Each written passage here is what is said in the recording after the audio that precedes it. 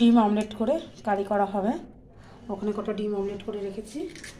আর এখন দেখো ডিমটা দুটো করে ডিম, মানে যেহেতু গোটা গোটা ডিম একটা একসাথে দুটো অমলেট করে তারপরে মাঝখান থেকে কেটে নেব।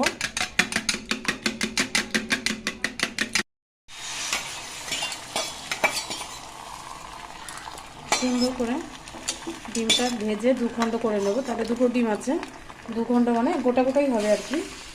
যাই হোক, এইভাবে ডিমটা অমলেট করে নিয়ে তারপরে আমি আজকে কারি করব, সেটাই তোমাদের সাথে শেয়ার করছি। আলুটা ফার্স্টে লাল করে ভেজে নিয়েছি জিরা তেজপাতা সম্বার দিয়ে। তারপরে তার মধ্যে পেঁয়াজ কুচি আছে, টমেটো কুচি আর লাল ক্যাপসিকাম, লঙ্কা চিড়ে দিয়েছি, আদা রসুনের পেস্ট, সমস্ত কিছু দিয়ে সুন্দর করে নুন হলুদ কাশ্মীরি লঙ্কার গুঁড়ো একটু শাহি গরম মশলা দিয়ে ভালো করে এটা ভেজে নেবো মশলাটা যতক্ষণ না তেল ছাড়ে।